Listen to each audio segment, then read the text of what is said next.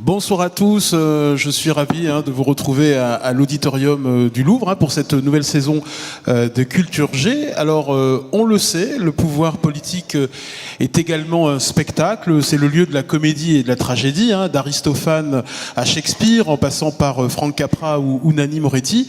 Alors on va se demander ce soir quelle est la spécificité du cinéma dans la représentation du pouvoir par rapport au théâtre ou à la série télévisée. Le cinéma comme la politique sont des lieux de la représentation, mais qu'ont en commun ces deux spectacles? Un film politique est-il par essence un film politisé? Quand un cinéaste représente le pouvoir politique, peut-il faire autre chose que la satire des mœurs politiques? Comment réussir un film politique? Voici quelques-unes des questions que nous poserons ce soir à nos invités, qui évoqueront également quelques films qui mettent en scène la conquête, l'exercice et la chute du pouvoir. Bonsoir Benoît Jacot, comment allez-vous ce soir? Bien, merci. Vous êtes l'un des grands cinéastes français, La Désenchantée, La fille seule, La fosse suivante d'après Marivaux, L'école de la chair, Les adieux à la reine, et votre dernier film c'est Eva, c'est ça? Oui, je suis en train de le finir. D'après un roman de James Hadley Chase. Bonsoir Guillemette Odissino. Bonsoir. Chef de rubrique cinéma à Télérama. Bonsoir Éric Libio. Bonsoir Ali. Rédacteur en chef à l'Express. Et avec nous ce soir également quelques étudiants qui se succéderont sur scène. Benoît Jacot, pour un cinéaste, le pouvoir politique, c'est un obscur objet du désir? En tout cas, c'est un objet éventuel. Je ne sais pas si c'est un objet du désir ni s'il est obscur, mais c'est un objet comme d'ailleurs beaucoup d'autres choses au monde. Mais la politique étant... La politique et le politique, ce qui n'est pas tout à fait la même chose, étant des modes d'entrée dans le monde et des modes d'être au monde, ça intéresse nécessairement un cinéaste, je dirais, digne de ce nom. La distinction, la politique, le politique? La politique, je dirais, en tout cas pour moi, c'est l'exercice pratique de la politique au sens le plus courant du mot. Enfin voilà, quand on dit politique, qu'on fait de la politique, on imagine à peu près ce que fait la personne qui dit ça.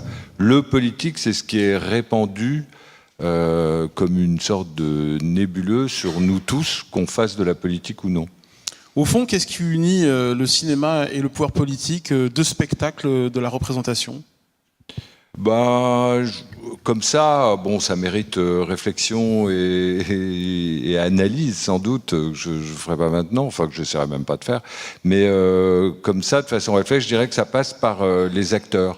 Les hommes politiques sont obligés d'être acteurs, et autant que possible bons acteurs. Et bon acteur, ça veut dire acteur convaincant, ou actrice, comme sont les acteurs quand ils jouent quelque rôle que ce soit. Éric Libio. Oui, et puis le pouvoir et le cinéma ont en commun la représentation, l'incarnation, une dramaturgie, la chute, le héros, une héroïsation des personnages aussi, que le héros soit positif ou pas. Il y a toute une grammaire comme ça d'une dramaturgie qu'on retrouve évidemment dans l'exercice du pouvoir, avec des personnages, avec les coulisses, avec voilà une ascension, enfin ce qu'est l'intitulé de ce soir, la conquête et la chute. C'est presque ontologique et au cinéma et au pouvoir et à la politique. Donc c'est assez normal que le mariage se fasse assez souvent. Guillemette Odissino.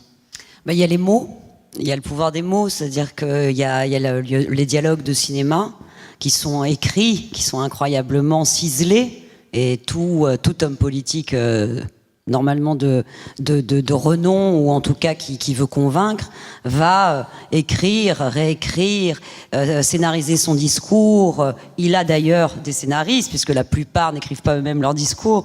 Donc, l'homme politique est effectivement un acteur pour lequel on écrit les meilleurs mots dans certains cas, comme par exemple quand on s'apprête à passer à la télévision, pour un grand rendez-vous avec les Français, on scénarise tout ça et on choisit les mots justes, les répliques justes. Éric Libiot. Oui, maintenant on parle d'éléments de langage. Les éléments de langage, c'est effectivement des espèces c'est des scénarios. Et ce que dit Benoît est tout à fait raison. Il y a une incarnation, l'incarnation de l'homme politique et l'incarnation de l'acteur. Le corps est en jeu. On voit aussi que le corps aujourd'hui est important dans l'homme politique, la façon dont il se tient, la façon dont il s'exprime, les mots choisis, etc., etc. Et là aussi, il y a un rapport très fort entre le cinéma et la politique. C'est plus que son corps, d'ailleurs, à cet homme ou à cette femme politique. C'est la représentation de ce corps qui obéit à des régimes d'expression très précis et qui obéit aussi à une dramaturgie très précise qui font de l'homme politique en acte, justement, un acteur. Quelle est la spécificité du cinéma dans la représentation du pouvoir politique par rapport au théâtre ou à la série télévisée, Guillemette Odissino, vous qui êtes aussi une bonne connaisseuse de la série télé? C'est forcément un moment plus court. C'est une histoire qui doit avoir un début, un milieu, une fin. Donc souvent, justement, un exercice de pouvoir qui s'achève ou par une réussite, ou par un coup d'éclat, ou par, je sais pas, des gens qui applaudissent à l'Assemblée nationale, ou par une chute, ou par un abus de pouvoir.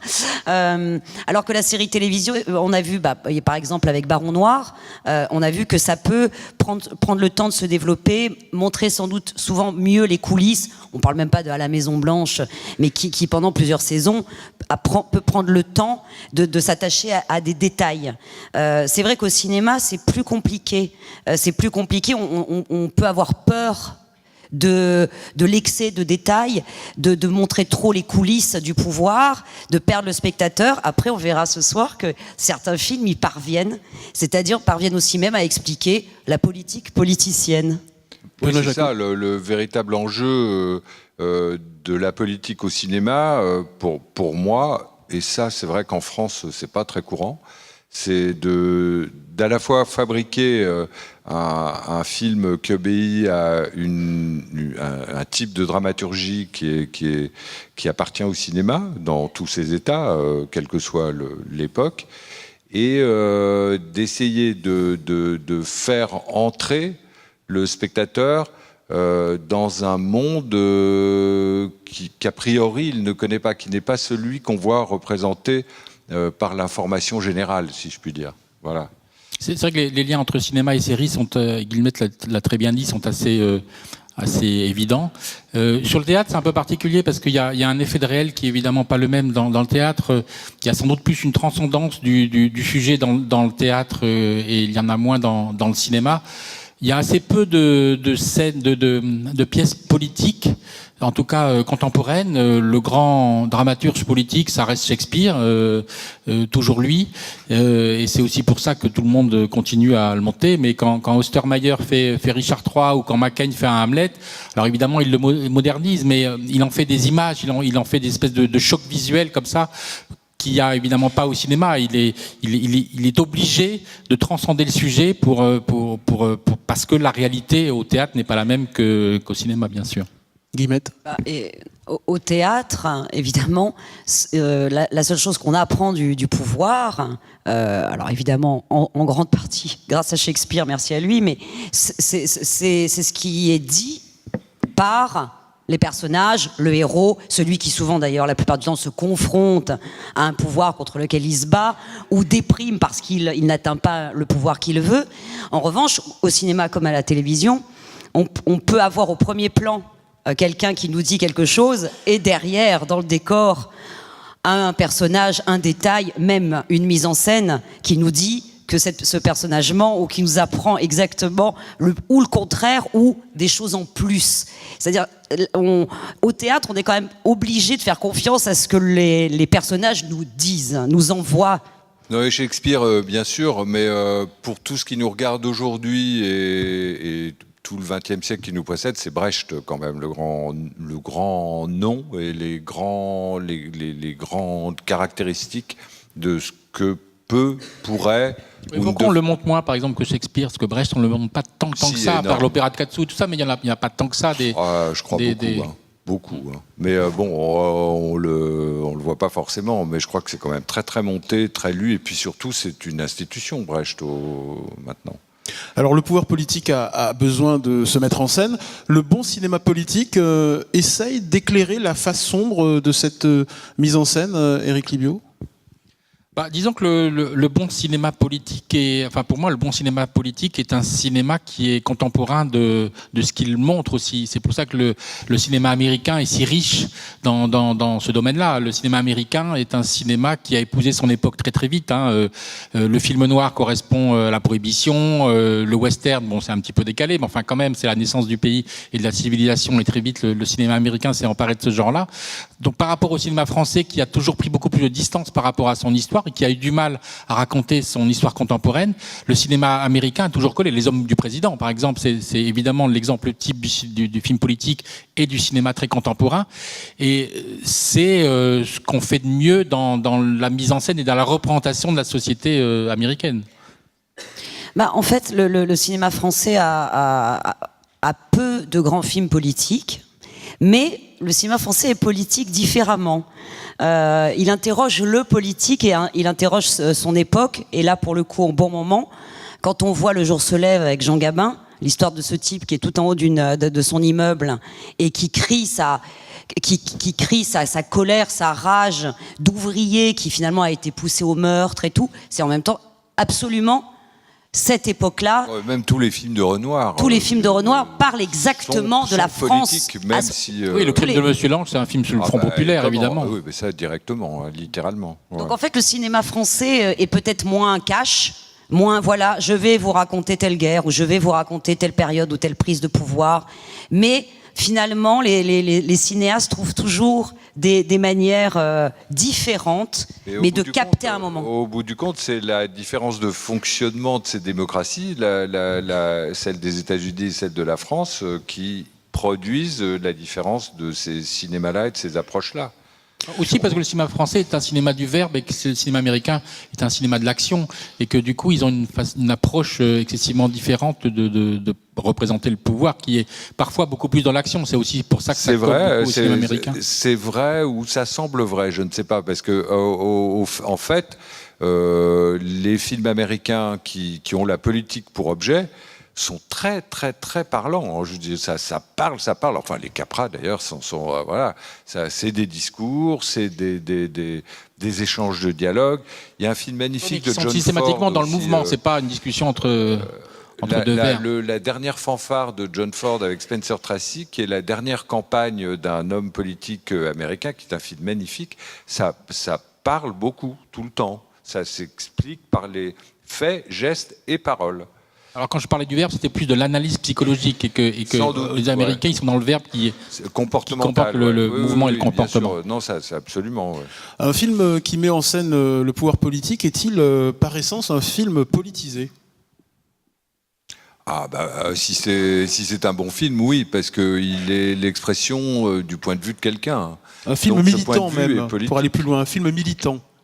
Un film militant ? Oui. Est-ce qu'un film qui met en scène le pouvoir politique est un film militant ? On peut reprocher parfois au film politique, au cinéma politique, d'être un cinéma militant sans grande profondeur. Voilà. Est-ce que pour vous, c'est forcément lié ? Non, c'est pas induit, c'est pas mécanique, pas du tout. Moi, j'ai vu, il m'est arrivé de voir des films. Justement, on parlait du Renoir là tout à l'heure. C'est un film militant, c'est un film où la belle équipe du Vivier, des films comme ça du temps du Front populaire, sont des films militants. Oui, parce qu'ils défendent une cause activement, mais en même temps, ce sont des films à part entière. Avec des acteurs fantastiques, des dialogues, une fiction, une dramaturgie bien précise et caractérisée. Voilà. Guillemette. Mais oui, ce sont des films militants. Après, effectivement, là encore, on est dans la nuance du début, c'est-à-dire le politique et la politique. C'est-à-dire, on peut très bien avoir un film politique très réussi, qui dénonce ou qui encense à un endroit ou à un autre, et sortir de ce film en se disant, on ne sait pas si ce réalisateur est de gauche ou de droite. Et ça, c'est magnifique. Ça, moi, je le sais toujours, personnellement. Ah bon? Oh, ouais. Ah ben on fera un quiz. Alors, mais enfin, en tout cas, si c'est le cas, enfin, on peut très bien effectivement analyser la politique, la décortiquer, même se moquer de son propre camp éventuellement, sans que forcément une étiquette soit collée. Être militant, on peut militer aussi pour une cause qui n'est pas à proprement parler de la politique politicienne. On peut militer, même quand Frank Capra, il milite pour la démocratie américaine. Voilà. Et c'est vrai qu'on n'a pas le sentiment à voir ces films. En tout cas, moi, j'ai toujours été étonné de me faire rappeler que Capra était un républicain conservateur et un réactionnaire. Donc, vous voyez, Benoît, ça marche de temps en temps. Oui, c'est vrai. Non, absolument. Même chose pour John Ford, d'ailleurs. Éric Livio. Oui, puis il faut faire la différence entre un Costa Gavras, par exemple, qui adopte une forme romanesque, donc avec un début, un milieu, une fin, du foin éventuellement. Et de la foi. Ça, c'est les westerns de Gavras. Il met le spectateur sur des rails et puis parfois on peut pas tellement penser autre chose que ce que pense le cinéaste. Il nous démontre quelque chose. Et puis un cinéaste éminemment politique comme Godard par exemple, qui dans sa forme même adopte un cinéma politique parce qu'il brise les règles et il est aussi militant c'est un grand formaliste militant. Et là il secoue un peu plus le cocotier qu'un Costa Gavras, me semble-t-il, même si je suis pas un grand Godardien. C'est le plus radical des cinéastes, comme par hasard il est français, et il est activiste au moins, enfin il ne peut pas imaginer d'être activiste en politique sans l'être cinématographiquement. Benoît Jacot, qu'est-ce qu'un grand film politique ? Un grand film politique, je dirais assez simplement que c'est un film qui me fait changer d'avis. Voilà. Ou qui me conforte dans le mien, non, quand même, vous êtes non, pas obligé ça m'emmerde. J'aime bien l'idée d'aller voir un dans film. Ces cas-là, si vous pensez blanc et qu'après on vous fait penser noir ou le contraire, d'avis, j'ai pas dit position. Quand même. D'avis, c'est pas tout à fait la même chose. Mais qui me fait, qui me fait voir les réfléchir. choses. De toute façon, n'importe quel film m'intéresse, il me fait voir les choses autrement. Quand j'en sors de ce qui aurait été mon point de vue avant de le voir. Donc un film politique, pour moi, c'est de la politique d'une certaine façon, ce geste de faire voir autrement les choses. Guillemette Odessino, qu'est-ce qu'un grand film politique et quels sont les écueils à éviter ? Alors un grand film politique, je suis assez d'accord avec Benoît Jacot. Moi, c'est le film qui va me faire admirer éventuellement ce que je prenais pour mon ennemi. Ou le comprendre, en tous les cas, dans l'exercice de sa foi à lui et de sa politique, ou le film, tout bêtement, là on revient effectivement au grand maître Capra, le film qui vous redonne envie d'être un vrai citoyen, vous redonne envie d'aller voter, vous redonne foi en la politique. Éric Livio. Oui, moi c'est plutôt ça, c'est plutôt mon côté Capra aussi. D'essayer d'avoir foi en l'homme et aux grandes valeurs positives. Oui, évidemment, c'est toujours intéressant de comprendre le méchant et de comprendre le diable pour Pas forcément le méchant. Il n'est pas forcément méchant celui qui pense différemment. Ah si. Ah bah non, justement. Ça dépend des cas. Mais bien non, sûr, t'exagères. Ça dépend des cas. Mais ça dépend des cas et sur quel sujet aussi. Dans certains celui qui pense pas comme moi, il a tort de toute manière. Dans certains films sur le pouvoir, il y a des méchants que je n'ai même pas envie de comprendre, si vous voyez ce que je veux dire. Là on parle d'une politique plus feutrée. Et quels sont les écueils à éviter ? Les écueils à éviter, c'est effectivement ne prenez qu'un seul point de vue et de pas essayer de comprendre ce que l'autre pense et de ne pas faire de mosaïque ou de pas faire de polysémie, ça sûrement. Et puis d'être un peu pédagogique, un peu lourd, un peu laborieux, voilà. Didactique et tout ça. Je pense qu'à un moment donné, le cinéma demande aussi une incarnation du romanesque, du plaisir, du spectacle, quand même. Guillemette. Un mauvais film politique, c'est celui qui vous fait prendre des vessies pour des lanternes, c'est-à-dire exactement comme le monde politique fait toute la journée. Non, mais enfin, un film politique dont vous vous dites qu'il est en train de C'est surtout un mauvais film. Pardon ? C'est surtout un mauvais film. Oui, mais un film dont vous dites comme il y a des mauvais films d'amour, ce n'est pas sincère, c'est celui qui manque de sincérité ou dont vous pensez qu'il est mu par des convictions, disons artificielles ou bien trop pensées dans un certain sens, oui. Alors, j'aimerais qu'on évoque quelques films qui mettent en scène le pouvoir politique. On va commencer avec vous, Benoît Jacot. Vous avez choisi Le Testament du docteur Mabuse de Fritz Lang en 1933. C'est la suite du docteur Mabuse, tourné 10 ans auparavant. Le second film parlant de Fritz Lang. Regardons un extrait. Eine Form der Erkrankung, die nicht so ungewöhnlich ist, wie man allgemein annehmen möchte.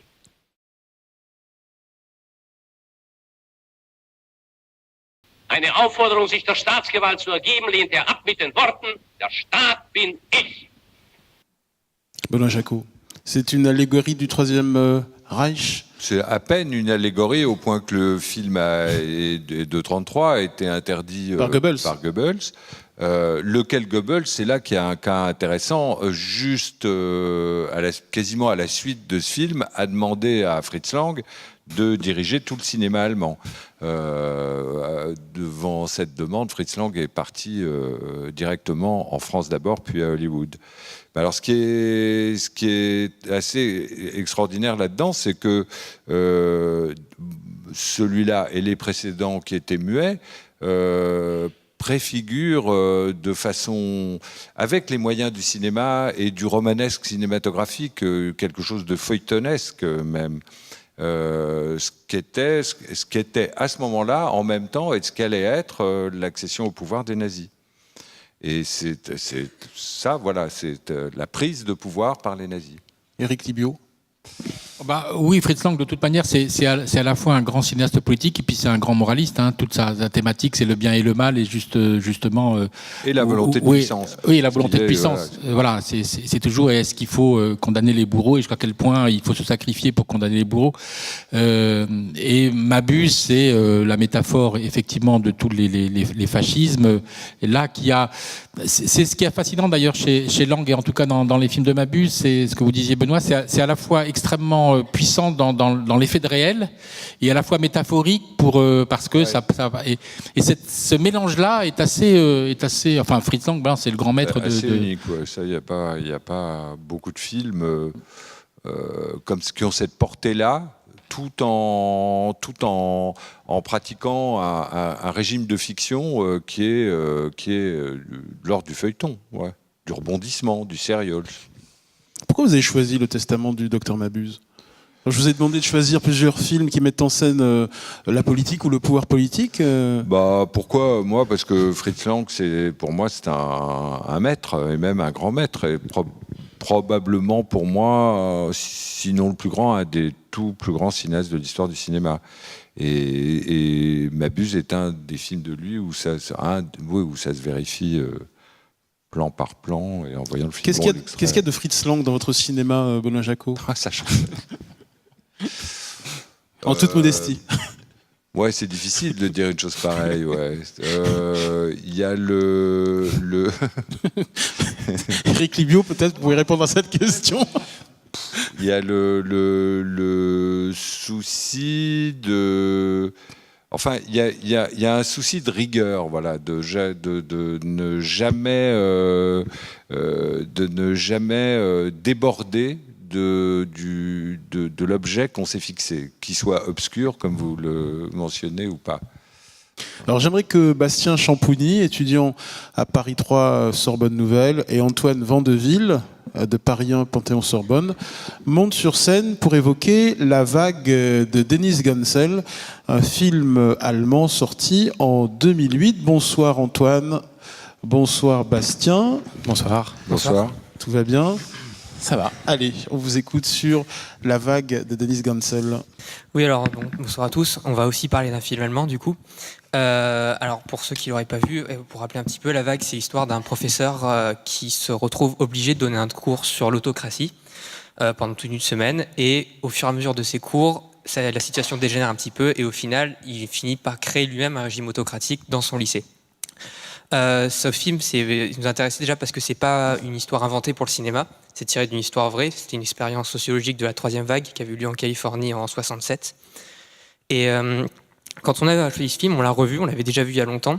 Et quand on a discuté entre nous, il y a une chose qui nous avait marqué, c'est que le film, on s'en souvenait très très bien. Mais quand on l'a revu, on s'est rendu compte que le jeu d'acteur n'était pas forcément excellent, que le film en termes de technique, c'était pas forcément révolutionnaire, on n'est pas sur du freeslang. Et on s'est demandé pourquoi en fait ce film nous avait marqué à ce point. Et en y réfléchissant, on s'est rendu compte que c'est grâce aux propos du film en fait. Et c'est ce qui nous intéressait, c'est de ça dont on va parler aujourd'hui, c'est que le film va vraiment parler des mécanismes politiques, plus particulièrement des mécanismes d'ascension au pouvoir, et de façon très pertinente. Alors moi, il y a 2 points qui m'ont marqué dans ce film. Tout d'abord, la fascination en fait quasi immédiate en fait des étudiants pour ce nouveau pouvoir qui se met en place. Dès la présentation en fait du projet pédagogique de ce professeur, on sent les élèves extrêmement curieux, réceptifs, assez peu critiques en fait face à cette autorité, ce professeur en fait qui se mue un peu. Qui se meut en une figure charismatique et autoritaire, en dépit d'un projet pédagogique assez singulier, à savoir le pouvoir par la discipline, ce qui est très bien rendu dans ce film, en dépit de certaines insuffisances donc purement cinématographiques. C'est vraiment cet enthousiasme, cette ferveur en fait de ces esprits assez malléables, en fait galvanisés par l'idée de former un tout. On voit progressivement, et c'est vraiment cette progression tout au long du film qui est extrêmement intéressante, cette progression de ce corps politique qui peu à peu va se constituer en excluant les autres. Ça nous a fait penser notamment à l'idée de banalité du mal chez Hannah Arendt. Voilà cet excès de zèle en fait combiné à un manque total d'empathie qui va faire que progressivement cette curiosité va peu à peu se laisser submerger par la violence des étudiants, et en fait cet enthousiasme va être occulté en fait par le caractère totalisant et totalement annihilant de cette expérience. Donc le pouvoir impressionne et stimule. Et un autre élément qu'on a estimé pertinent de relever, c'est vraiment la figure de Tim qu'on peut apercevoir à l'écran. Au début, donc Tim est un étudiant, un élève extrêmement craintif, timoré, qui va véritablement faire du pouvoir, enfin de cette cause mise en scène, sa raison de vivre. Et 2 scènes sont très éloquentes à ce sujet, celle où il explique le projet à ses parents. On le sent extrêmement habité par cette expérience, il va même jusqu'à dire que c'est sa raison de vivre, et une seconde scène où vraiment l'immixtion du pouvoir dans la vie privée est extrêmement bien rendue, celle où Tim, en l'occurrence, va brûler l'ensemble de ses anciens vêtements, puisque désormais les élèves portent un uniforme, dans une brouette, et faire table rase du passé. Donc voilà, ce sont vraiment les éléments qui nous sont, Guillemette Odissino parlait de la gestuelle et des mots du pouvoir tout à l'heure. Voilà, il y a des séquences très visuelles, c'est assez organique par moments, très rythmé, et c'est ce qu'on a trouvé important de souligner. Et tout ça, ça nous amène à nous poser quelques questions, et surtout une en fait. C'est est-ce que le pouvoir politique, c'est un objet cinématographique comme un autre? C'est-à-dire, est-ce qu'il y a un risque à mettre en scène les mécanismes d'ascension au pouvoir? Le risque au niveau de la réception, est-ce que ça peut donner des idées à des gens? Est-ce que ça peut aussi être mal mis en scène et donc donner une vision tronquée des mécanismes sociaux qui sont en place? Et quel est le rôle du réalisateur dans tout ça? Est-ce que son rôle, c'est d'interroger de manière critique cette ascension au pouvoir, ou est-ce que c'est d'en rendre compte de manière objective? Ça, c'est pour Benoît Jacot. Ah, c'est moi. Oui, c'est vous, Benoît. C'est vous le cinéaste, Benoît. C'est à vous de le dire.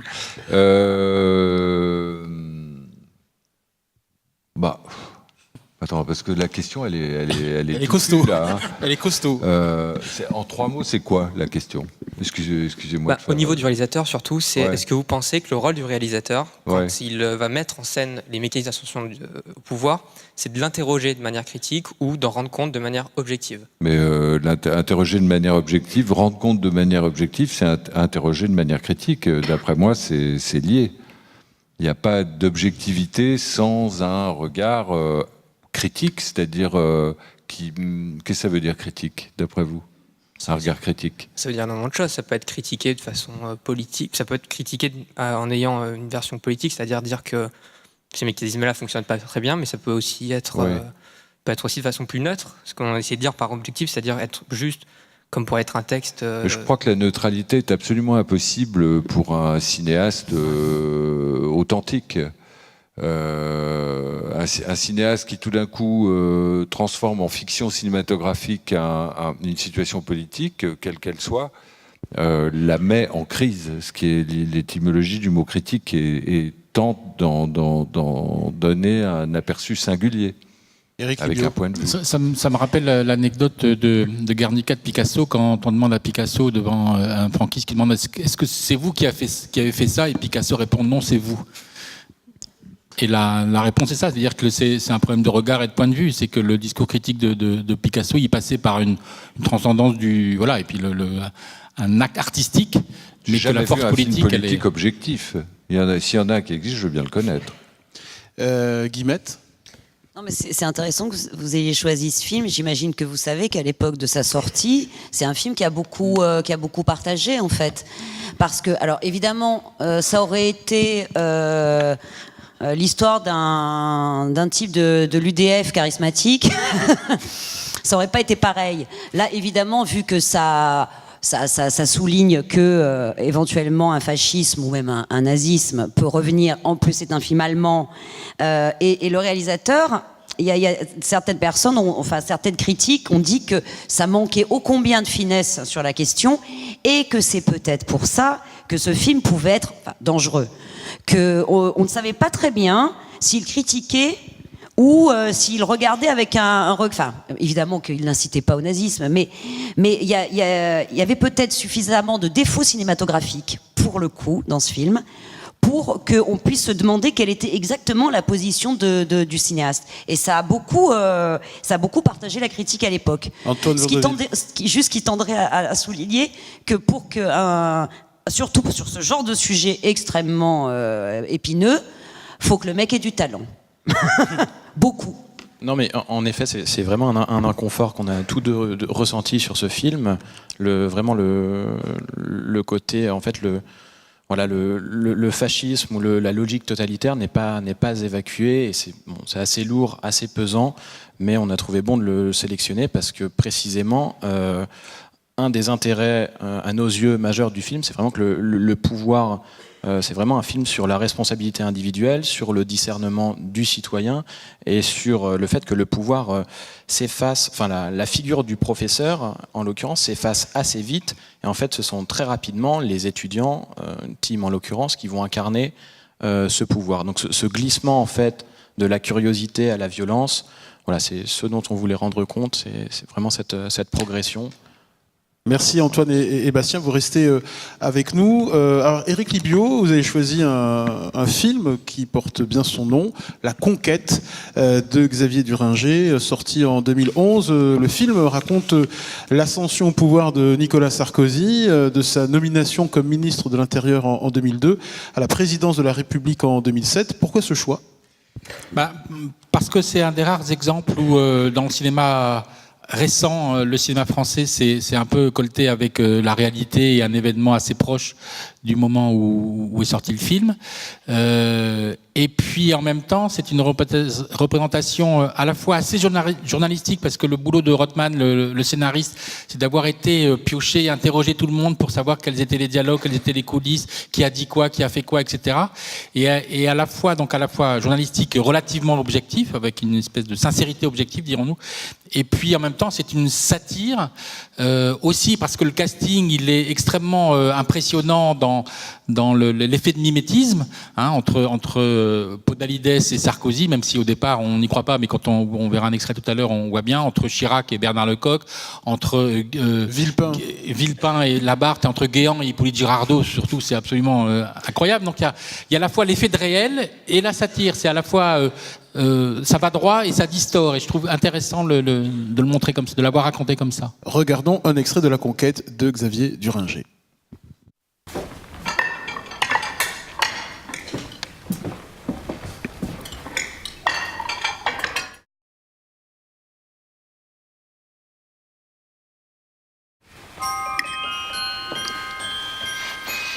Éric Libio, vous l'avez revu avec jubilation pour la conférence. Voilà, je l'avais pas revu depuis sa sortie.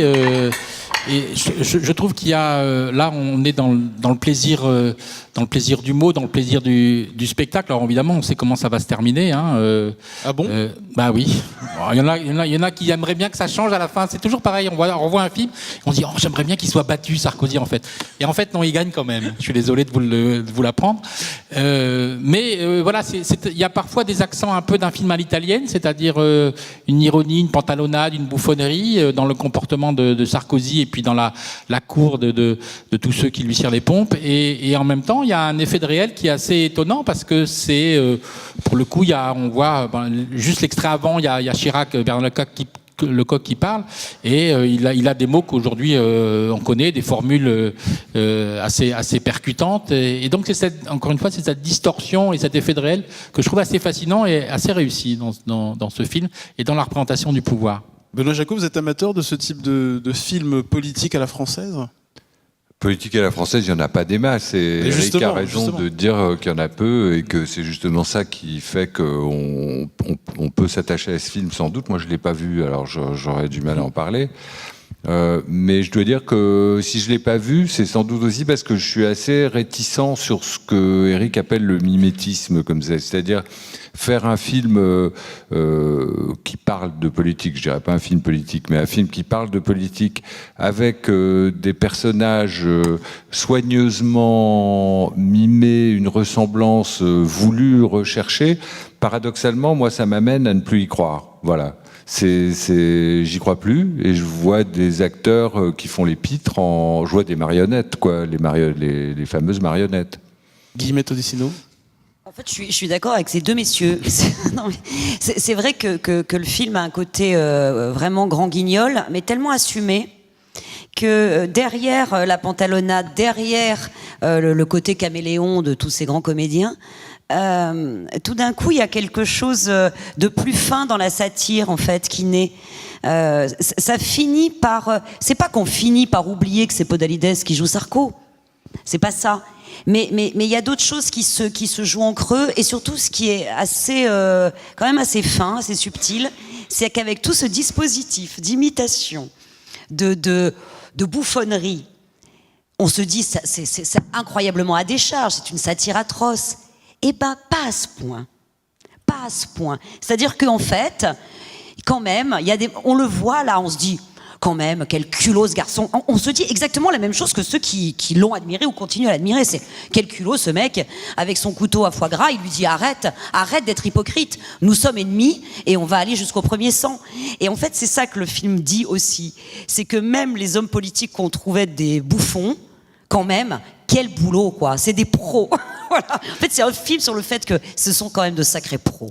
Alors, la même année, Éric Libio, un autre film racontait avec beaucoup de talent la conquête du pouvoir, Les Marches du pouvoir de George Clooney, avec Ryan Gosling, Philip Seymour Hoffman, et bien sûr George Clooney.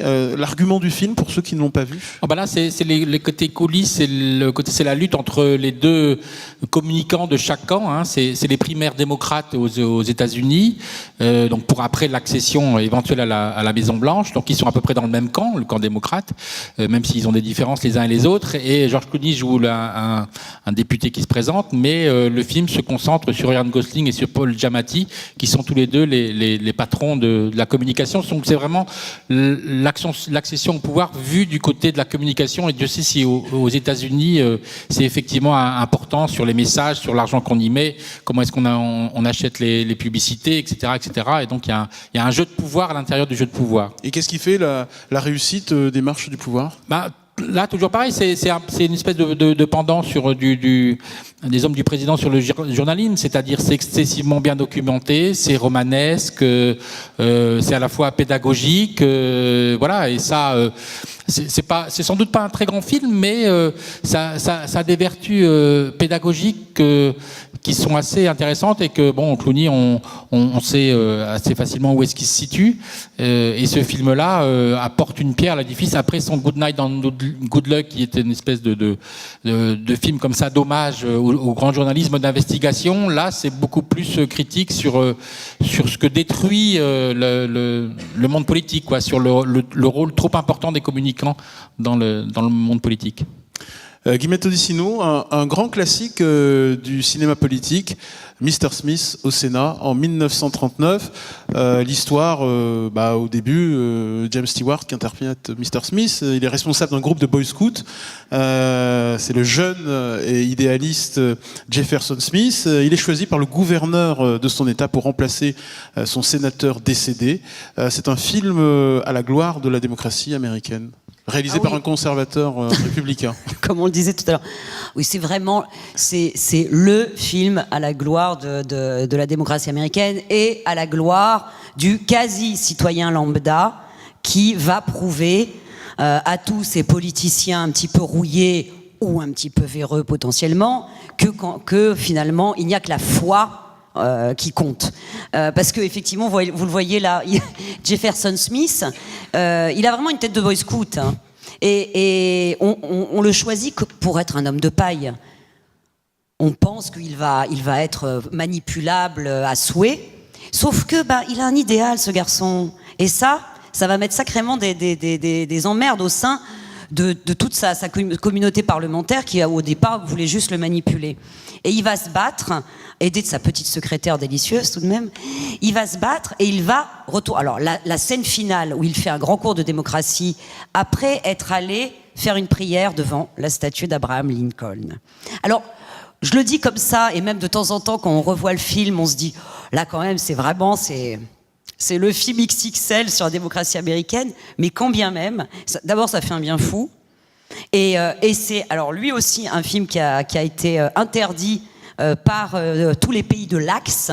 Et ce qui est dingue, c'est que le papa de JF Kennedy avait dit il faut pas montrer ce film aux Européens parce que ça a beau être un film un peu candide et dont le héros est un candide, ça décortique quand même très intelligemment le système, ça distribue aussi des bons et des mauvais points au système américain. Et donc, papa Kennedy avait dit, le montrez pas aux Européens, ils vont trouver que la démocratie américaine a des défauts. Puis papa Kennedy qui avait quand même des sympathies avec nazis, voilà. mafieux et tout ce qu'on Tout veut à quand fait. même. Hein. Mais lui, il avait soi-disant peur pour que ça écorne l'image de la démocratie américaine. Et le producteur de Frank Capra ne l'a pas écouté. Le film a été montré en Europe. Et en fait, ceux qui l'ont interdit, c'était les nazis et les fascistes. Et tout le reste de l'Europe a trouvé ce film exemplaire et en a fait sa Bible démocratique. Benoît Jacot, vous êtes sensible à l'idéalisme de Mr. Smith au Sénat ? Oui, extrêmement. En tout cas, chaque fois que je vois le film, au moment où je le vois, voilà. Après, bon, on peut toujours, on doit réfléchir à ce qu'on a vu, sans doute. Mais c'est vrai qu'au moment où on le voit, par la grâce de Capra et de son interprète, de Stewart, ça emporte, quoi. Voilà, on est américain, on est yankee pendant qu'on le voit. Éric Libio, vous vous sentez américain après avoir vu Mr. Smith au Sénat ? En tout cas, j'aurais pu me sentir républicain à l'époque, quand on sait que Capra et Lincoln, d'ailleurs, parce qu'on a toujours l'impression que Lincoln était démocrate, Oui. c'était un républicain. John Ford, Capra et Lincoln étaient républicains, donc le parti de républicain n'était pas si terrible. Aujourd'hui, c'est plus vraiment le cas. Benoît Jacot, que nous raconte Tempête à Washington d'Otto Preminger en 1962 avec Charles Laughton, Gene Tierney et Walter Pidgeon. Vous avez choisi Henry Fonda. Et Henry Fonda. Vous avez choisi ce film. J'ai choisi ce film que j'ai pas revu d'ailleurs pour l'occasion, mais que j'ai vu beaucoup il y a longtemps. Comme un cas là aussi assez spécial et assez unique, parce que je n'ai jamais vu dans un film décortiquer, exposer sous toutes les facettes un système politique, justement, comme la démocratie américaine et son exercice. Mais en même temps, parce que c'est un très bon film d'un très grand metteur en scène, ça devient, à mesure que ça va, et à force de précision, d'exactitude, presque documentaire, un film fantastique. Qu'est-ce que ça raconte ? Oh là là, qu'est-ce que ça raconte ? Ça raconte autour du président des États-Unis, qui n'est pas, en termes d'identité, assignable à l'un ou l'autre des présidents qu'on connaît, mais qui est une sorte de condensé très savant de plusieurs, comme tous les autres personnages du film d'ailleurs. Et c'est ce qui fait qu'on y croit, justement. C'est par rapport à ce que je disais tout à l'heure. On ne cherche pas la ressemblance immédiate du personnage, mais ça raconte le fonctionnement pendant une session du Congrès, je crois, d'une loi à faire passer. Voilà, je crois que c'est ça. Hein, non en fait, et avec ce président qui veut imposer un nouveau député au Congrès, voilà. Henri Fonda. Mais Henri Fonda est peu aimé dans son propre parti, donc le président insiste. Et là, il y a une tuile, c'est qu'on découvre que Henri Fonda a, à un moment dans sa jeunesse, frayé avec les communistes. Voilà.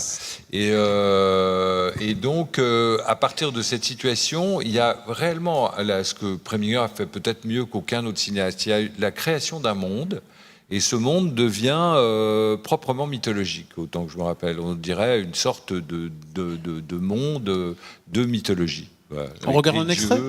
Oui. Allez, un extrait. Mr. Leffingwell. Well, will he talk? No, Fletcher was the third man in Chicago. He was James Morton. Extrait de Tempête à Washington de Otto Preminger, Guillemette Odissino. Je trouve ça dingue cet extrait. Vous avez vu qu'Abraham Lincoln est constamment dans le plan, mais il ne sort pas du plan, et chaque fois que le plan bouge, ça s'arrête exactement au bord du cadre de la photo d'Abraham. Hein. C'est-à-dire, on ne coupe d'abord on coupe pas Abraham, hein.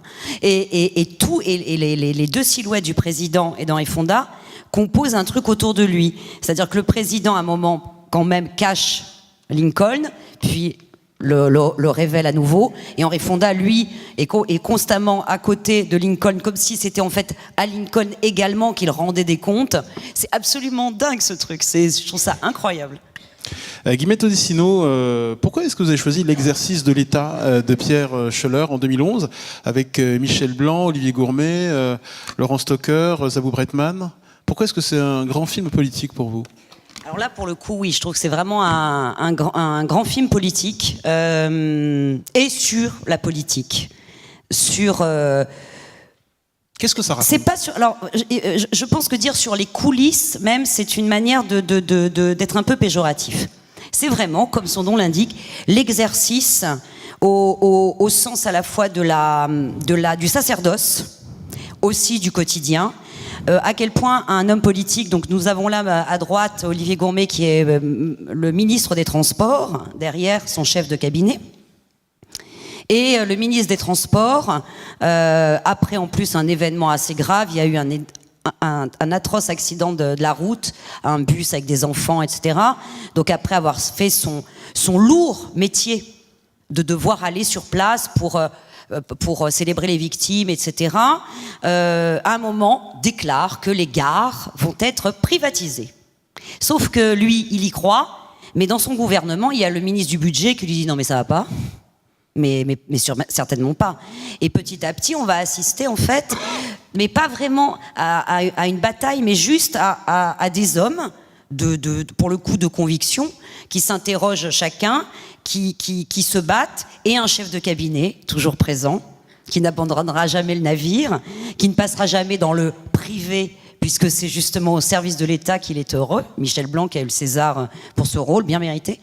Et c'est un film d'abord d'une grande élégance, c'est extrêmement détaillé dans les mécaniques, mais c'est aussi vraiment une très belle interrogation sur la fascination du pouvoir. Ça commence, je ne sais pas si on l'a vu la photo, ça commence par une scène, pour le coup, de cinéma fantastique, si on la voit arriver, où en fait Olivier Gourmet fait une espèce de rêve, enfin ça attaque là-dessus, monsieur le ministre rêve, donc d'un animal qui incarne ô combien le pouvoir rampant, et d'une femme nue dévorée par le pouvoir. Cette photo-là, enfin cette image, c'est tout ce qu'on peut dire de la séduction du pouvoir, de la fascination du pouvoir, de la violence du pouvoir. C'est vraiment un film, mais fascinant, passionnant et extrêmement humain. Éric Libio. Oui, c'est vrai que j'avais oublié que le sujet, c'était le ministre du Transport qui voulait privatiser les gares. En fait, c'est un film d'anticipation, peut-être. Et qu'à l'époque, on ne le savait pas. Donc C'est ce qu'il y a souvent avec la politique. C'est vrai que ça aussi réfléchit sur la. Enfin, c'est une boutade, mais enfin, quoique.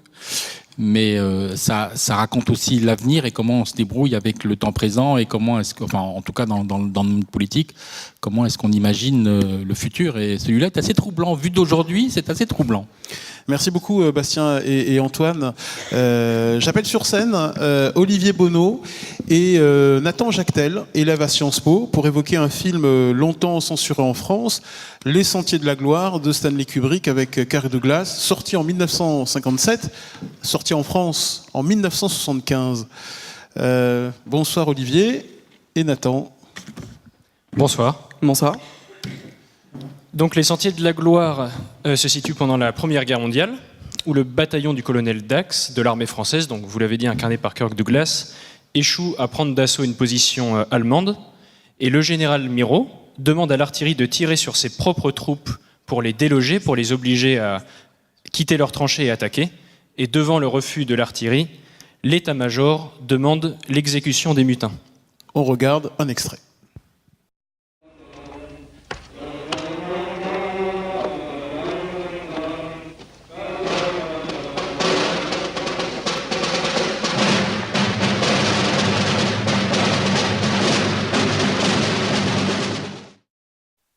Alors les Sentiers de la Gloire sont une tragédie, comme on le disait tout à l'heure avec la conquête, ils sont basés sur une histoire vraie, donc il n'y a pas beaucoup de suspense quant au sort qui attend les trois mutins. Mais c'est une tragédie sarcastique, puisqu'on le voit dès le premier plan du film, les sentiers sont en réalité des allées de gravier dans un magnifique jardin à la française, ces mêmes allées sur lesquelles seront exécutés les soldats. Et donc ça montre à quel point le décor, et plus généralement la géométrie des plans, sont très importants dans le propos de Kubrick, puisqu'ils nous disent quelque chose du pouvoir. Ce pouvoir n'est pas exercé par des individus, mais il se manifeste dans des lieux, dans des uniformes ou dans des relations hiérarchiques. Le général Miraut a beau dire « Je ne comprends pas les généraux de salon, ils comptent remporter la guerre depuis leur bureau à coups de papier », c'est exactement ce qu'il fait finalement. Et c'est ce qui définit ce pouvoir hiérarchique, c'est qu'il est séparé, segmenté. Les responsables militaires n'exercent pas à proprement parler un pouvoir, mais ils portent une charge qui s'impose à eux, tout comme ils portent un uniforme bardé de médailles, et ça a un but, les déresponsabiliser. Et on peut voir d'ailleurs pendant le film qu'à chaque fois qu'ils ont un problème, ils se réfèrent à une responsabilité supérieure. Donc par exemple, le lieutenant Roger se sert de cette histoire pour faire effacer une bavure et s'en réfère à son supérieur hiérarchique, le général Miraut, qui lui-même s'en réfère à l'état-major, qui lui-même s'en réfère à la politique. Et un seul personnage refuse cette logique, c'est le héros, le colonel Dax, incarné par Kirk Douglas. Et d'ailleurs, on voit que dans le premier plan du film, enfin le premier plan dans lequel il apparaît, il est en train de faire sa toilette, donc il est à nu, il ne porte pas d'uniforme. Et dans sa plaidoirie, il s'attache plutôt à la race humaine, à la justice humaine, et donc finalement c'est un héros typique de film américain, l'individu qui combat le système, mais ici, même s'il fait partie du système, il ne parvient pas à le changer de l'intérieur pour une bonne raison, c'est que quand il dénonce le général Miraut et ses agissements, on lui propose tout simplement de prendre sa place, donc les hommes changent, mais la structure est sauve. Et donc il semble que ce soit le système de promotion qui garantisse cette déresponsabilisation, puisqu'on place au poste de pouvoir les individus qui le remettent le moins en question. Et ce qui est très étonnant, c'est que, en fait, on se rend compte que tout simplement ces structures, cette structure de pouvoir, elles se sont toujours menacées. Elle est en lutte permanente avec les individus, et notamment un plan où le général Miraut gifle un soldat qui ne se comporte pas comme il devrait être, c'est-à-dire il pleure, il a peur d'aller au front. Et il y a quelque chose où on a vraiment l'impression au début dans ce film que le pouvoir est total, qu'on ne peut rien faire contre lui. Et alors, ce que nous dit très intelligemment Kubrick, c'est que derrière ces relations de pouvoir, en fait, il y a le plus souvent des rapports entre individus, tout simplement. Il y a un lieutenant qui se fait critiquer par un caporal, et ça a juste à voir avec sa personne, c'est parce que le lieutenant est lâche. De même, si le général Miraut veut tuer 3 pauvres soldats, 3 pauvres mutins, c'est parce qu'ils se sont personnellement blessés par l'échec de cette attaque qui remet en cause sa compétence.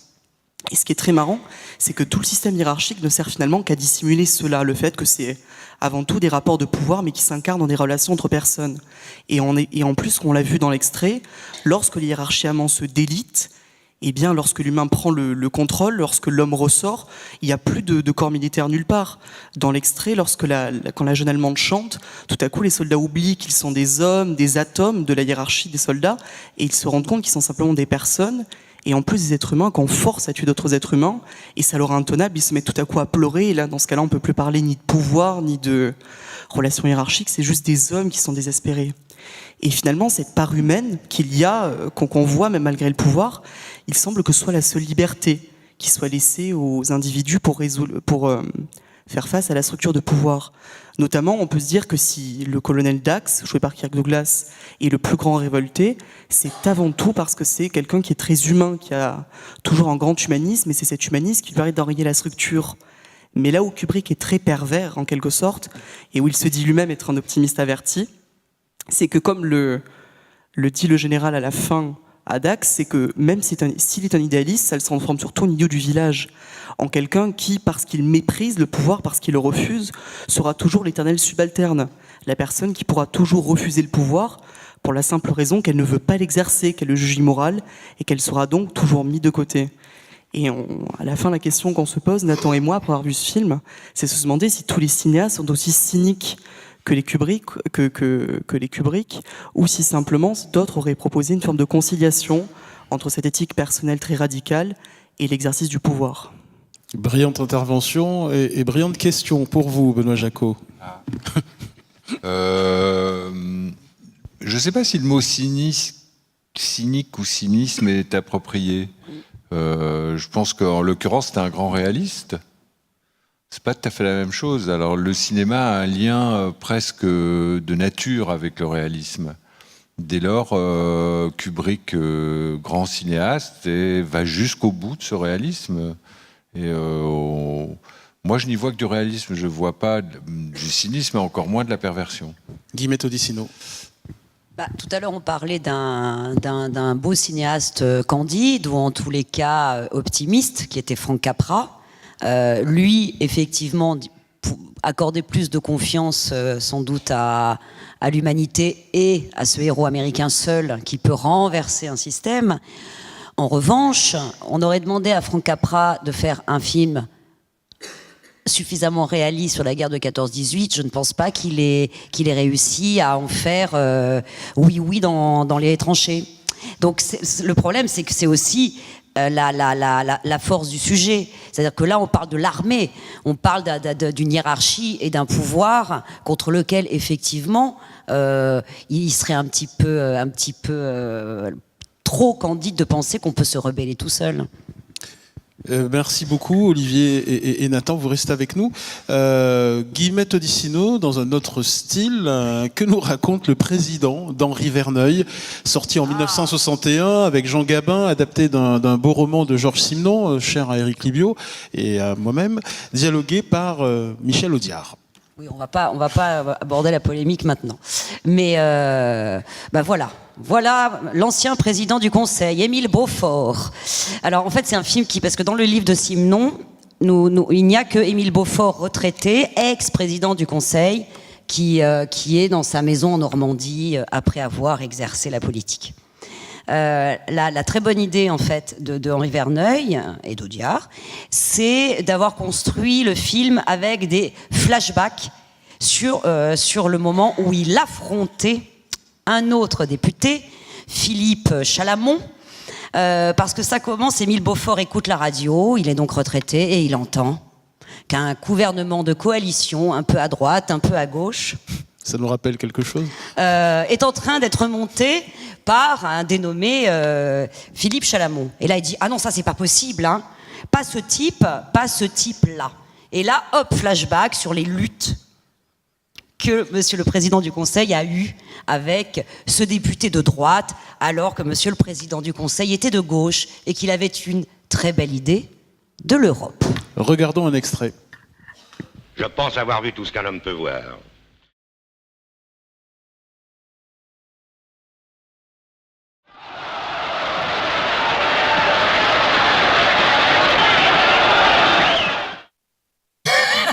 Voilà. Alors, on parlait de films politiques d'anticipation.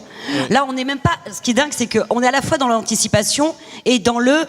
Mais bon sang, l'Europe, à force de l'anticiper, quand est-ce que, enfin, mais c'est fou, quoi. Et alors, je voudrais juste rajouter un détail, c'est que on a souvent écrit et dit que le personnage incarné par Jean Gabin était inspiré par Georges Clemenceau. Parce que Clemenceau était un gueulard, un sanguin qui, quand il montait à la tribune, vraiment aussi faisait des effets de manche. Mais en fait, pas du tout. En termes politiques, politiquement, ça sonne plutôt Aristide Briand.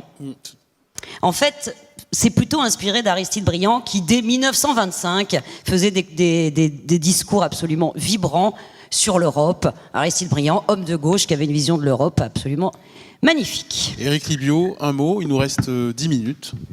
Un mot, alors je sais que c'est le discours dont Michel Audiard, enfin c'est son fils qui me l'a dit, je sais que c'est le dialogue en tout cas, en l'occurrence un discours dont Audiard est le plus fier, il n'est pas fier de tout, mais en tout cas... Parce que là il n'y en a qu'une minute, mais ça dure 7 minutes hein, pour ceux qui l'ont pas vu. C'est un discours absolument magnifique, lyrique, romanesque, politique, ambitieux, extrêmement critique, voilà, c'est vrai que c'est... Et juste pour sortir un peu du sujet, pour parler d'Audiard, en tout cas, on l'a souvent un petit peu remis dans le côté bon mot des tontons flingueurs. Et quand on voit ça, on se dit, en dehors de certains écrits qui peuvent être très critiquables, cet Audiard-là est en tout cas admirable. J'aimerais qu'on termine cette séance avec 2 films qui évoquent la chute du pouvoir. Benoît Jacquot, un chef-d'œuvre, à mon sens, mais je suis pas le seul à le penser autour de cette table. Les adieux. Merci. Mais non, mais bon, je le pense. C'est moi qui l'ai fait. Les adieux à la reine. Les adieux à la reine en 2012, adapté du roman de Chantal Thomas, avec Léa Seydoux, Diane Kruger, Julie-Marie Parmentier, Noémie Lovski. Éric Libio, dans l'Express, vous aviez titré votre papier Les adieux à la reine, l'état de grâce de Jacquot. Et vous aviez même affirmé de façon péremptoire le plus beau film de l'année 2012. Mais je ne renie rien. Il avait dû sortir en janvier. C'est pour ça que je m'étais permis cette boutade, non ? Il faut toujours qu'il y ait une Non, je trouve que c'est un très grand film. C'est effectivement un film historique, hein, on le voit. Qu'est-ce que ça raconte pour ceux qui ne l'ont pas vu ? Comment vous le résumeriez, Benoît ? La panique qui s'empare d'un lieu de pouvoir quand tout d'un coup tout s'effondre. Voilà. Exactement au moment où je tournais le film, la famille Ben Ali en Tunisie était en train de quitter le navire d'une façon qui me rappelait vraiment ce qui se passe là, qui est 3 jours à Versailles, un jour avant, un jour pendant et un jour après la prise de la Bastille. Et c'est d'une modernité formellement, c'est ce que vous avez fait de mieux, Benoît, finalement. Moi, je trouve pas. Mais je ne. Mais c'est peut-être que vos films à venir seront encore meilleurs, mais non, je trouve que c'est d'une modernité dans la mise en scène, dans les personnages. Il y a un effet de réel et de contemporanéité. Oui, il y a l'effort. Il a absolument raison d'insister, de dire ça. Moi, ma perspective, c'était de rendre aussi présent que possible le passé, c'est-à-dire laisser sentir au spectateur du film que pendant qu'il le voit, que ça se passe au moment même où il le voit, et pas il y a 200. Guillemette Odissino. À tous ceux qui n'aiment pas les films en costume, parce que ce sont des films en costume, oh mon Dieu, un film historique en costume, vous allez voir ce film-là, après on en reparle. Donc c'est l'antithèse absolue de tout ce qu'on peut reprocher à un film historique en costume. C'est-à-dire effectivement un mouvement, une modernité, un ici et maintenant incroyable. Et c'est un film sur un pouvoir qui décline, même sacrément, un pouvoir qui se fait décapiter. Mais c'est aussi un film sur le pouvoir de fascination à l'intérieur même d'une cour, parce que c'est quand même au départ l'histoire d'une liseuse fascinée par sa reine. Tout est vu du point de vue d'une très jeune femme qui est une lectrice de la reine et qui en fait est une sorte d'esclave qui ne comprend... Mais consentante, fascinée. Oui, bien sûr, comme souvent les esclaves, sinon il n'y aurait pas d'esclavagisme. Mais Hein ? Non, je parle, vous l'avez vu ? Non, puis c'est aussi un grand film sur le quand tout s'écroule, comment est-ce qu'on retourne à sa propre condition humaine, c'est-à-dire Oui, c'est ça, ouais. voilà, comment est-ce qu'on concilie cette espèce d'idéal d'un pouvoir qui s'est écroulé et qu'on a admiré, dans lequel on est allé, et puis qu'à un moment donné, il faut un peu se démerder. Voilà, alors ça met beaucoup de temps. Vivre avec soi-même. On C'est sent ça que qui est ça a mis impressionnant. beaucoup de temps à se trouver dans la situation de s'écrouler, mais ça s'écroule avec une telle brutalité, une telle brusquerie que la panique s'empare comme la peste sur le. Oui, ça tombe comme ça sur ces gens qui sont là et qui font ce qu'ils peuvent pour comprendre et pour fuir. Olivier Bonneau, vous avez vu Les Adieux à la Reine ? Oui, et j'aurais peut-être une question. C'est à quoi vous pensiez? Il y a notamment une scène à laquelle tout le monde va souvenir, s'ils ont vu le film, où Léa Seydoux doit justement se déshabiller et remettre les habits d'une proche de la reine. Et elle lance un regard terrifiant à Marie-Antoinette. Et vous pensiez à quoi vous aviez quelle intention lorsque vous avez montré ça? Parce que c'est une scène qui est très marquante pour le film, dans l'intensité qu'elle a et dans la douleur qu'elle transmet. C'est surtout le regard de Marie-Antoinette sur elle. Enfin, le regard de Diane Kruger sur Léa Seydoux. Qui est un regard presque... ce que je lui demandais de faire. On a le sentiment d'un animal fauve, comme ça. Voilà, elle l'envoie au supplice. Elle y échappe à la fin, mais la petite, mais elle l'envoie au supplice. C'est la reine. Merci beaucoup Olivier et Nathan. Et pour terminer, et pour évoquer la chute du pouvoir au cinéma, j'appelle sur scène Elena Di Benedetto de Sciences Po et Luli Tran Quang, étudiante à Paris 3 Sorbonne Nouvelle.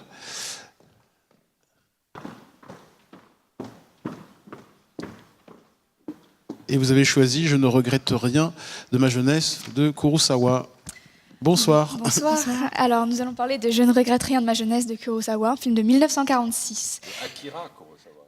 Oui, exactement. Lui-même. Donc, en 1933, lors de l'incident de Takigawa, le professeur Yagihara est interdit d'exercer pour cause de libéralisme. Sa fille Yukie se retrouve prise dans un triangle amoureux entre deux des anciens élèves du père, l'un plus discret, ambitieux, modéré, c'est Itokawa, l'autre engagé, révolutionnaire, rouge jusqu'au bout, c'est Noge. Des années plus tard, elle retrouve ce dernier et l'épouse, mais rattrapé par le régime militaire, il est emprisonné. C'est sur ces bases, fictionnelles malgré un cadre historique bien réel, qu'est construit ce film du jeune Kurosawa. Ce film raconte la chute du régime politique japonais. Néanmoins, cette chute est très lente parce que le film dure à peu près 2 heures, mais la chute n'apparaît que dans les 10 dernières minutes. Et la rébellion prend 2 formes. Tout d'abord, une attaque de front menée par des étudiants et des universitaires. Puis, même si ce sont les mêmes personnes qui sont derrière le mouvement, on a une attaque plus secrète menée par Noge, encore une fois. Donc cette lutte est renforcée par la construction du récit qui est en chiasme. On commence donc avec les étudiants joyeux et on va finir par des étudiants joyeux et tout le film sera comme ça avec un effet de parallèle. Donc il est centré autour du départ de Yukie et du retour de Noge. Ces oppositions sont démantelées, mais ils affaiblissent au fur et à mesure le régime. Ces défaites montrent ainsi que faire tomber un ordre politique ne se fait pas sans sacrifice, et les protagonistes le savent. C'est ainsi que la devise du couple est une vie sans regret, et les 3 discours prononcés par le père de Yukie, qui est la seule figure tutélaire de ce film, le premier... les 3 discours. Le premier discours se trouve après la première défaite et annonce la future liberté que l'on célèbre dans le 3e discours où on fait des hommages à Noge. Le 2e discours, en revanche, se trouve donc au milieu du film et annonce à Yukie les sacrifices qu'elle va devoir affronter. Donc voilà, ce film dresse donc un portrait du Japon autant qu'il promeut un discours plus large sur la porosité du politique et de l'individuel, et c'est vraiment ce qui nous intéressait. Bon, déjà, comme vous avez pu le voir, souvent ce sont des films qui parlent d'hommes, et celui-ci prend le point de vue d'une femme, ce qui est particulièrement intéressant, notamment dans une société très machiste qu'est le Japon. Donc Yukie... c'est pas la seule société, oui, non, malheureusement. Mais... Donc Yukie est en effet indéniablement une allégorie du Japon. Donc un Japon tiraillé entre un sauve-qui-peut tout individuel, représenté par Itokawa, et un idéal collectif que porte véritablement Noge. Donc c'est presque une icône sacrificielle qui mue au cours de la dizaine d'années sur lesquelles s'étend le film. Et en fait, d'étudiante bourgeoise effrontée et légère, elle devient véritablement femme de héros dénigré, une sorte d'ambassadrice maudite de la lutte des classes, étant donné que, comme elle ne vient pas de ce milieu-là, elle n'est pas reconnue comme telle. Et elle n'est pas voulue comme telle. Donc elle est donc cette charnière entre le degré national, idéologique du pouvoir et son interprétation individuelle.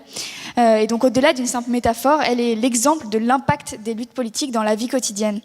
Donc successivement, élève naïve, femme de révolutionnaire, complice accusée, elle finit sa transformation dans les champs auprès de ses beaux-parents.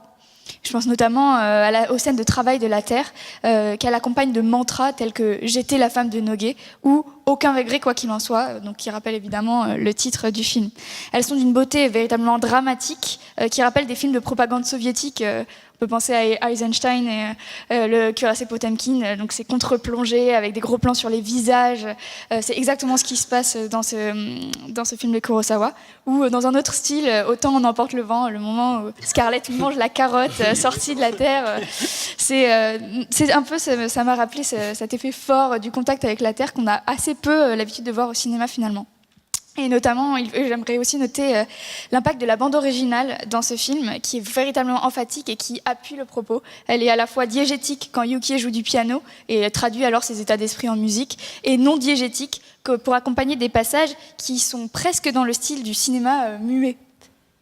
Et donc, avec ce film, Kurosawa fait un acte de rédemption, puisque juste avant, en 1945, il avait fait un premier film, un autre film qui s'appelait Qui marche sur la queue du tigre, mais celui-ci était militariste et donc en faveur du pouvoir précédent.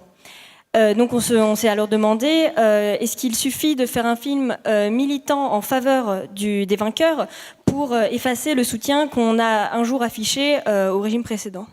Et c'est encore pour vous, Benoît Jacot. Non, évidemment que ça suffit pas. Enfin, ça va de soi, je pense. Mais comment dire ça? Le Japon, ça a été assez spécial avec les cinéastes. Les deux plus grands cinéastes japonais, pour moi en tout cas, Mizoguchi et Kurosawa, ont tous les deux œuvré pour l'impérialisme japonais. Donc il n'y a pas eu de cas de révolte ou de rébellion, ni Ozu ni Naruse ne sont devenus, voilà, je cite les quatre grands cinéastes.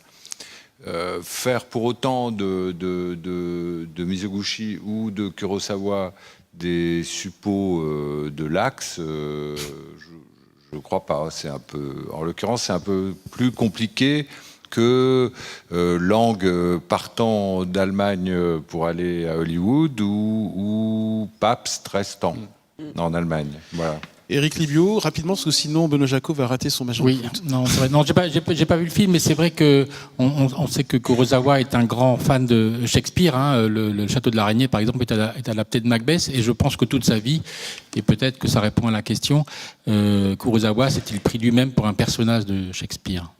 Merci beaucoup Louli et Elena. Un mot de conclusion, peut-être Guillemette Odissino aurait pu citer encore un millier de films, du Caïman en passant par The Queen de Stephen Frears, il y en a énormément. Mot de conclusion, Éric Libio, Benoît Jacot, vous avez le mot de la fin, allez. Bon, je pense que c'est toujours le cinéma qui aura le pouvoir. Très belle fin. Merci beaucoup Benoît Jacot. Merci, merci d'être venu, de nous avoir honorés par votre présence. Merci Guillemette Odissino, Éric Libio. Merci aux équipes techniques de l'Auditorium du Louvre. Merci à Michel-Antoine Pietri, responsable de la programmation de l'Auditorium. Merci à Florence Dinet et à l'aide précieuse d'Antoine Vandeville. La prochaine séance de Culture G s'intéressera à la représentation du pouvoir au théâtre et ensuite on s'intéressera aux séries télévisées. Ce sera en 2018. Merci d'être venu ce soir. Merci.